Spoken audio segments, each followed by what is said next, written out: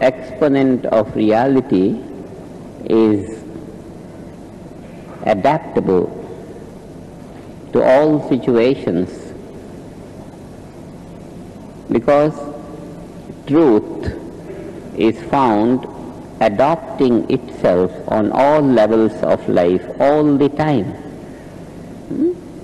There is that absolute level of truth applicable to the transcendental area, unboundedness. There are so many relative levels of truth. Truth. This red is the truth of the rose, and this hardness and this pale green is the truth of the stem, this flatness, this size, this long, this width, this thin. This is the truth of the leaf. Different truths in the relative, and one truth, ultimate one truth at the transcendental level, at the basis of all relative truths.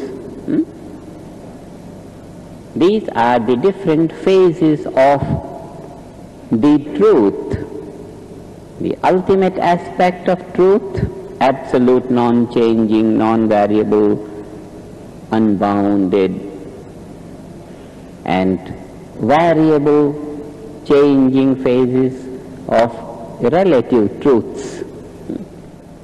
Life is a composition of truths, varying values, absolute one, and many relative. And in this, truth is adapting itself to various circumstances. Sap is adapting itself to the need of the leaf, stem, thorn, petal, red, flat, good smell, all different avenues of expressions are being adopted by the same truth, same sap, adopting itself in different values, expressing itself in different forms and phenomenon in different levels of relative life, and yet remaining the same all the time, absolute. What we find here is enormous adaptability of truth. The truth is adaptable. It adopts itself. Absolute truth adopts itself in various forms and phenomena. This infinite adaptability of the ultimate reality is of value to us in life. And this was the most remarkable feature of Guru-Dev. The feature of the truth, it just adopts itself in all circumstances, in all phases. Even ignorant people like me were blessed, and this was his great extreme value of adaptability. He could adapt himself to even such sheer ignorance and raise the value. This adaptability is what I found most useful for me as far as Guru-Dev is concerned. It's a very great fortune to have found him, and from the time I had a glimpse of him. It was a flashy glimpse of light.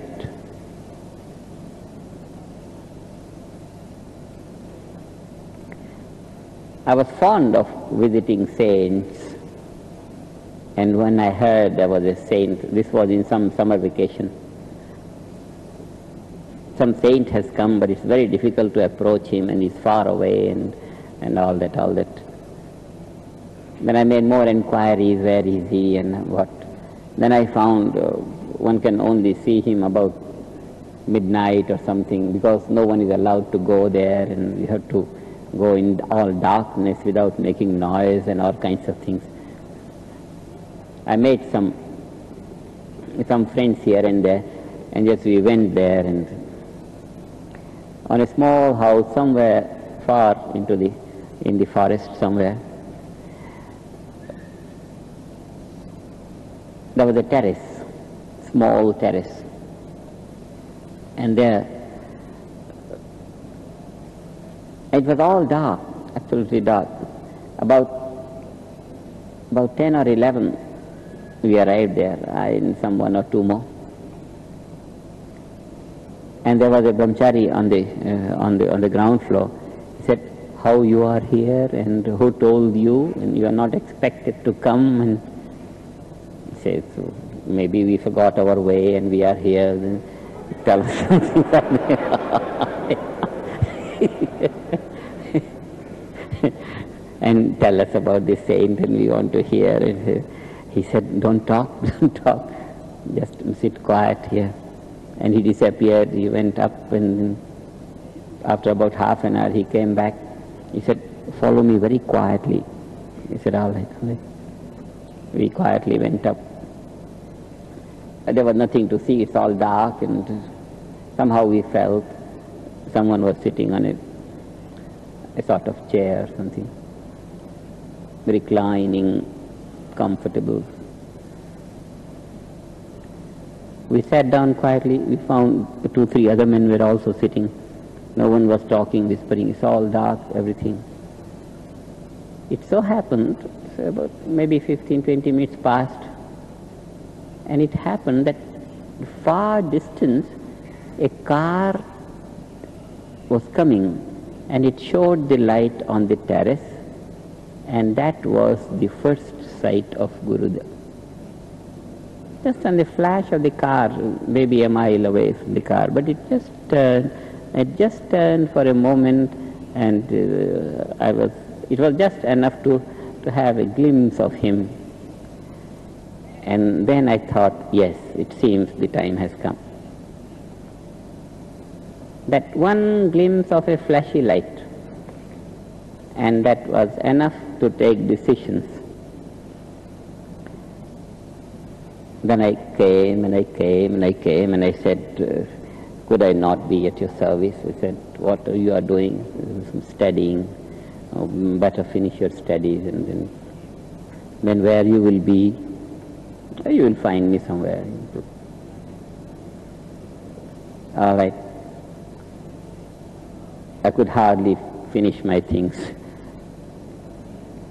By that time, it was heard that he has become the Ashaankracharya of Jyotirmat. To become a Ashaankracharya is a democratic thing. All the Pandits and saints and all that, they join together and they elect the Ashaankracharya, the head of the custodian of Hindu religion. And the seat was in the north, in the Himalayas, deep in the Himalayas, about 160 miles from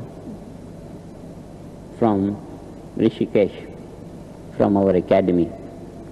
And 160 miles in the Himalayas means about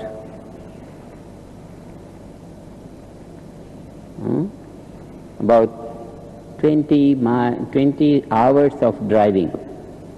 Takes full 2 days to drive.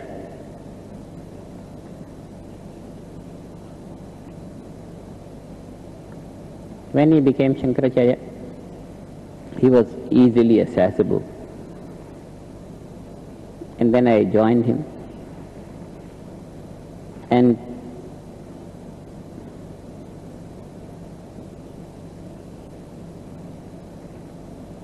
I remember it took me about 2.5 years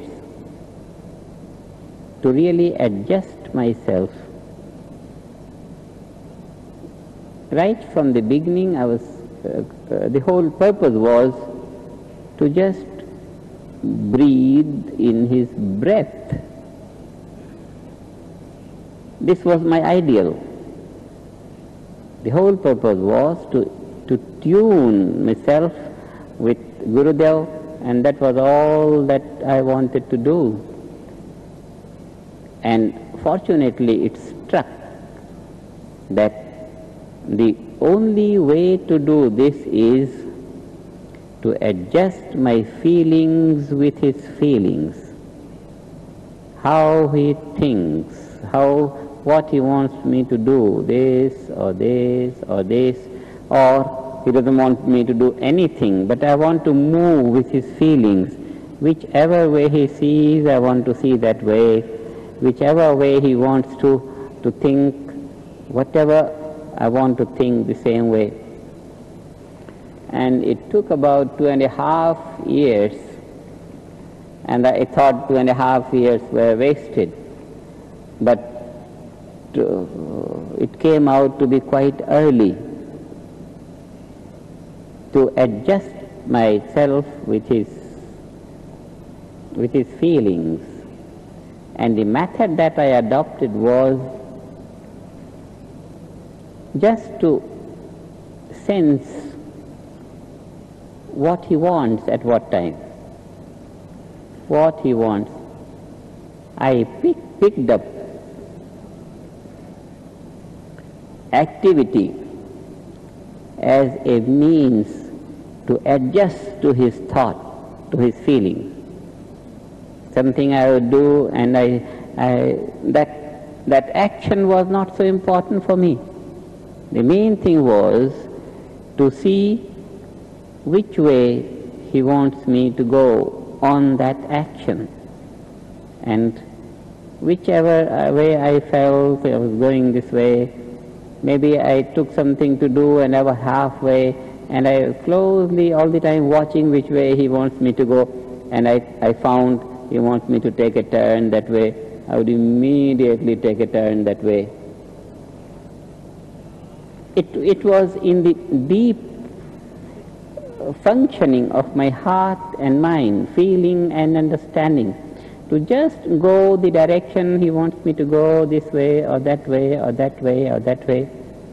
Very precious activities sometimes I had to completely abandon because I thought his mind was going that way, and I adjusted myself to that and that and that and that. There were quite a periods of test, but somehow it happened that I just came through them all. Action I took as a means of communicating to him in order to be able to adjust to his thought, this way, in very little trifling things, this way, this way, this way. So all the time adjusting to his feelings, thinking. About 2.5 years, I started to feel that I am making less mistakes now, because all that period of adjustment and readjustment and all the time, this was the impulse of my life. On this I was living, moving, breathing, eating, talking, all the time. Every thought was in this direction. Which way he wants, which way he lives, what he likes. That was my direction, that was my thing. Activity. I had to create an action to see his reaction and then follow his reaction. And when that was done, fine, I had to create. Hardly he would ever have asked me to do anything. And when I found it,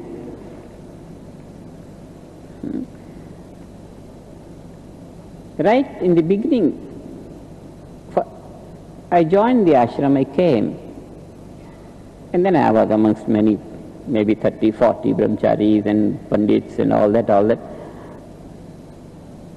And they were very wise people, all pandits of all the 6 systems of philosophy and pandits of all the smritis, shrutis and all that. The whole learning round about Ashaankracharya, the vast retinue of learned people, and I was absolutely insignificant. I had some knowledge of Hindi and some of English and little bit of Sanskrit, but in that big, huge, learned assembly, this was absolutely insignificant. And English, of course, it was not necessary at all. And then it was about a week, and as everyone in the morning would go and do the prostrations and come out, and then there was nothing to do. And 1 week passed, and then I thought it's ridiculous to waste all this time. Was just once in the morning and once in the evening go and prostrate and come out. So I met friend with a man who was cleaning his room, something like that, adjusting his table, this. I said, could you not take rest? You must be feeling very tired and something. And I said I could. But he said, you can't come in this room and this and this. But I said, maybe when Gurudev is not here, when he's taking his bath, and I could clean and something. He said, yes, that time you can come, but get out quickly and don't disturb things like that. So I started on that, and that, some cleaning of the floor, something, some adjusting something.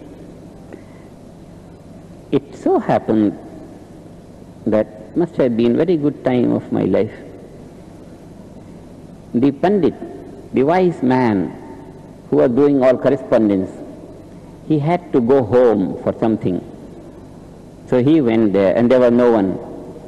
So the letters were coming, and then I was bringing them, because nobody told me to do it, but I knew that that Pandit had gone, and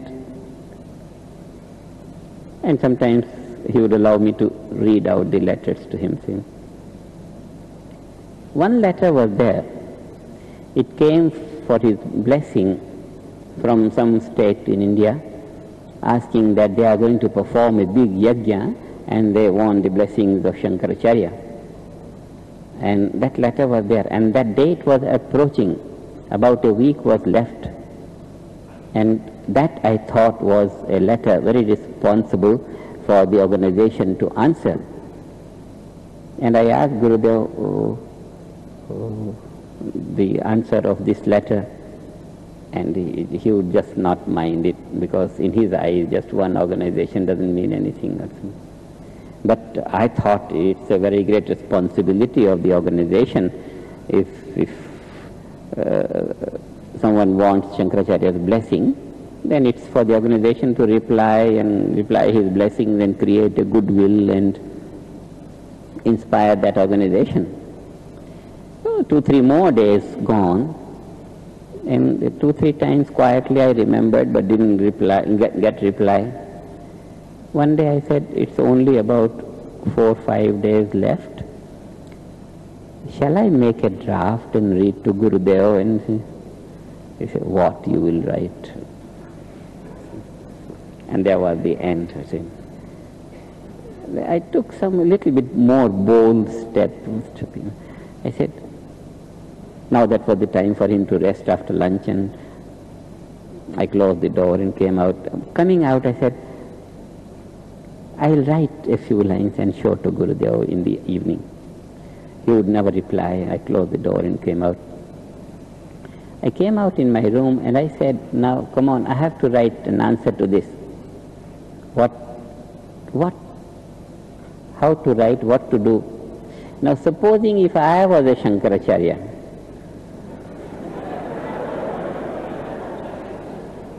what I will say in that letter. And I just imposed the Shankaracharya-ship on myself. And I said, yes, all the religious organizations look to Shankaracharya, head of the religion. The main thing is that they should get inspiration from the blessing of Shankaracharya as an organization doing this great yajna, inspiring the people in the locality for religious life. So they should have the approval of Shankaracharya for this good act of religious value. I somehow wrote.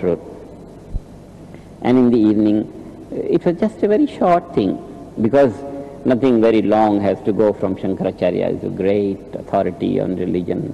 So very short inspiration. I made some few lines.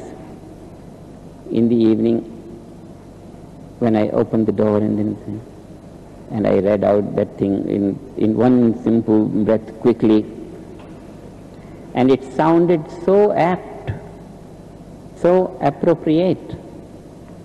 And then he said, will these people get it if you write and send it? I said, yes, they can get it. It's yet 4 days. And that's all that he said. Then I quickly wrote and put a seal of Shankaracharya and did the whole paraphernalia and sent it. From that day, probably I gave an impression that I could write something useful. That was the first thing. And from there, the letters came to me for replying, and I was replying, and sometimes reading to him.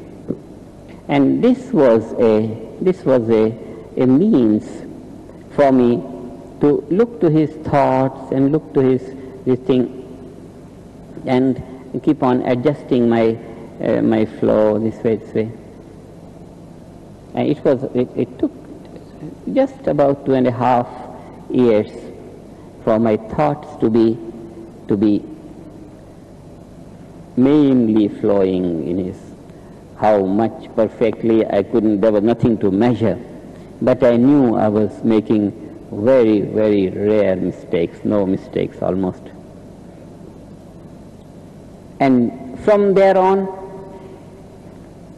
for me the whole thing was a very light and beautiful, and no obstacles, nothing, clear, everything. Then I was living around him without even feeling that I was living. It's a very genuine feeling of complete oneness with Guru-dev, just like that. People who have seen me moving with Guru-dev know that I was not as if in this isolated, singled body or something. There was something of a universal value.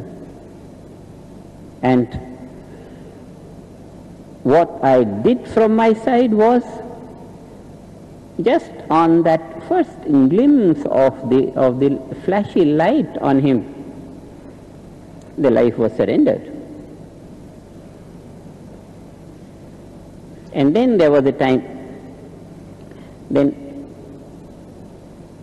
it naturally came about that then I was not required to ask him. I would just write letters and then receive letters and together to listen to his evening discourses. He wouldn't give long speeches. 15 minutes, 20 minutes, 25 minutes was the maximum that he would have ever spoken. And people would stand for miles together. Loudspeakers had to run for long, long distances. And the story was that when people didn't know, they were just passing by in a car, and then just one word of his speech heard, and the man would stop and listen who is speaking. And he would just be stuck on that speech till the whole crowd stood up to go. Such was the magnetism of every word that came out of his lips. It was pure wisdom. In our traditional chanting, there is an expression, kevalam jnanamurtim, the embodiment of knowledge alone. This was exemplified in his personality. The expression of knowledge alone, that abstract fullness of the ultimate knowledge, he was the expression of that. Words enormously powerful, just like magnets. And the value of a magnet is making an iron filing a magnet and drawing him right away, straight away. Such purifying influence. And this was from a personality which was cultured and enriched in the value of silence from the age of 11 till 71.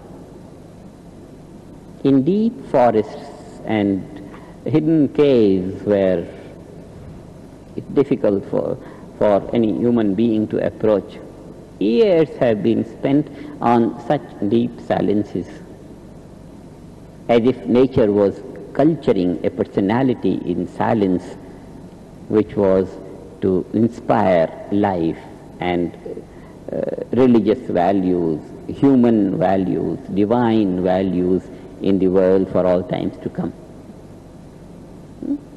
This is the basis of our movement, such a life.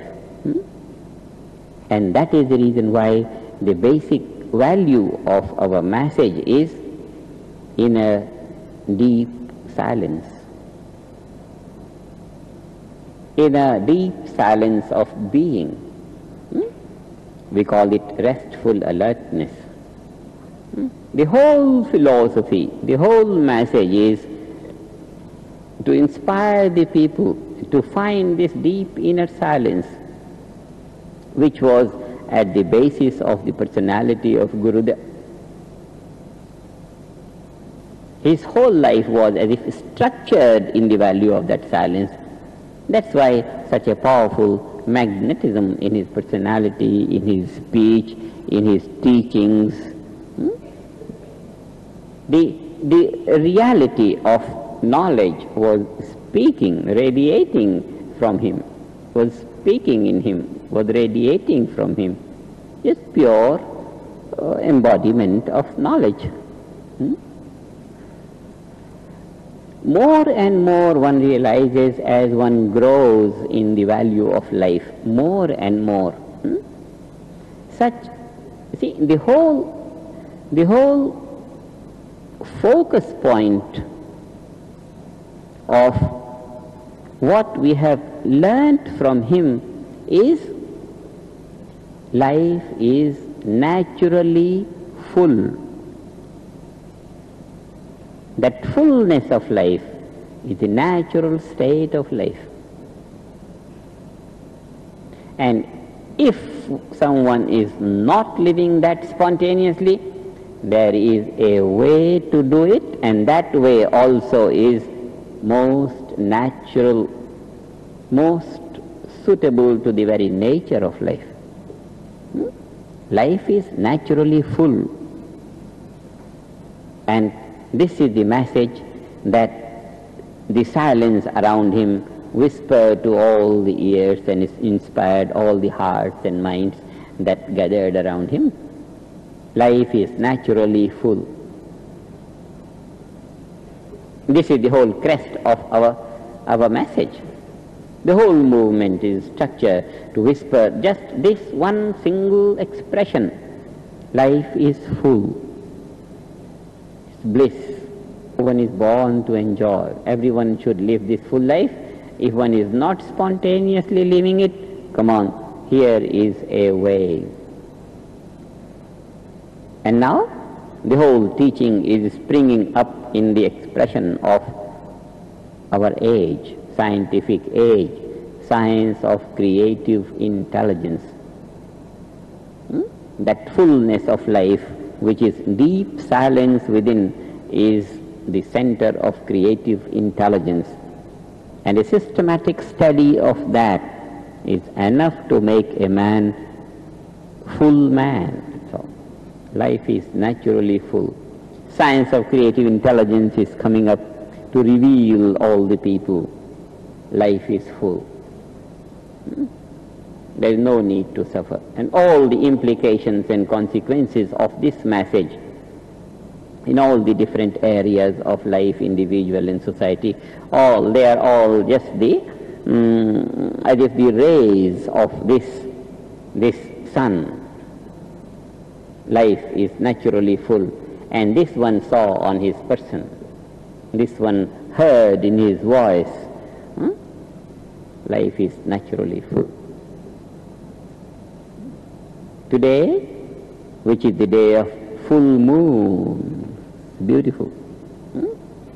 The same fullness of life on the moon when we find this is the day for Guru-Dev's memory, this is the day for enlivening his message, this is the day for enlivening our state of life, one with him. This is the importance of this day, and we had been fortunate to have such a master who was full like the full moon of today. We'll make our offerings at his feet today, very special, and we'll rejoice in our feelings for him, and because this is the core of our teaching. We want his teachings to be heard and followed and enjoyed generation after generation, because it is in this teaching that the well-being of all mankind rests. The history of mankind is nothing new to us. In our own time we are aware of how much negativity life contains. We stand in the memory of Guru-Dev in his words to say life is naturally full. Come on, have this technique and have it in the purity as he gave it to us.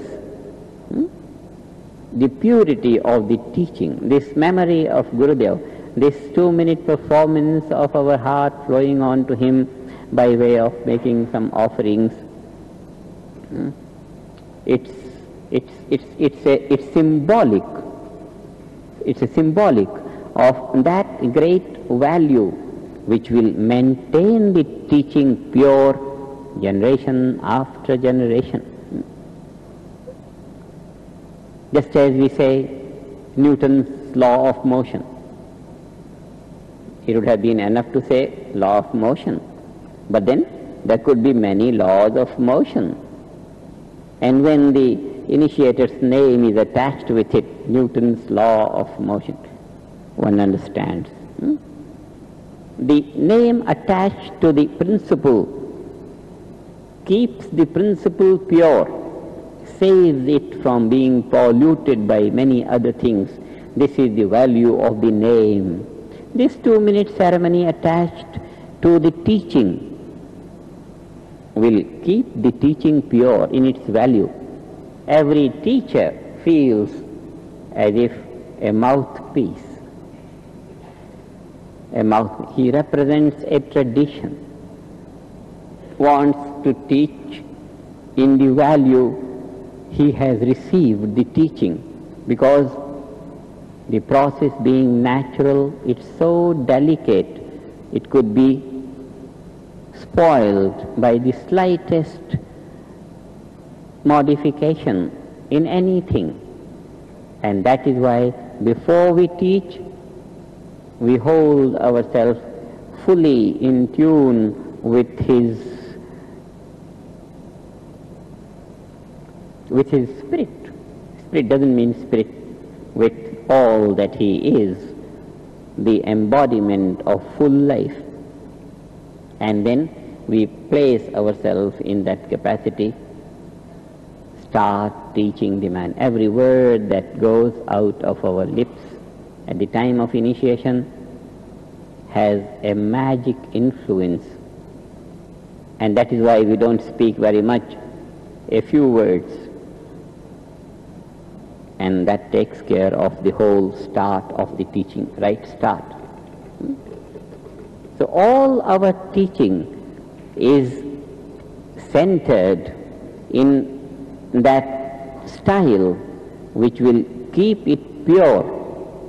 And by keeping it pure, it will remain effective. Effective. We want to reap the advantage of effectiveness of TM. And that will automatically be by keeping the teaching pure. When we know the tradition, great many things are there to be learned and to be told and to be incorporated in our practice. But this day of full moon and attributed to Guru-Dev gives us the message that life is naturally full. And on that level, we start to expound the reality. Even when we expound the realities of relative life, even when we expound the realities of relative life, we expound on that level of the immovable absolute, on that level of fullness. All the relative realities gain enrichment and eventually fulfillment, fullness. So when we want to become, we are aspiring to be now the exponents of reality, just this one simple formula comes to us on this day of full moon, that our basis of our message is the personality of Guru-Dev and the personality of the moon, which is full today. So it's a message of today. It's not a message of so many years past. It's a message of today. And year after year, this full moon comes, and it will come. And every time on this full moon day, the message will be the message of the day. And this is the significance of observing this day year after year, so that every year one finds the message is the message of today. It's not an old message of old times. No, it's the message of today. It's the message of full moon, the message of fullness of life. This is the significance of this day, and this will remain year after year. The full moon on this day will come to remind us that this message of fullness of life is the message of today. And then it will continue for this year till the full moon comes again to say, this is the message of today. This brings this message of eternity to the limitations of time, so that every time will have the message as a fresh message of that time. It's a beautiful tradition of observance. We observe the day, and today we had that silence. It was so fortunate. Today we had that silence in which Gurudev's personality was structured, in which that absolute phase of life is structured, in that fullness in which the structure of the moon today is structured. So the whole thing now remains in union with us. The whole principle, the whole message, the whole yearly historical sequence of this fullness of life and this message, the whole thing now today is very, very intimate to our life. It happened to be that way, Thursday and full moon. It's a beautiful thing. The whole occasion is just symbolic to Guru-Dev and his life.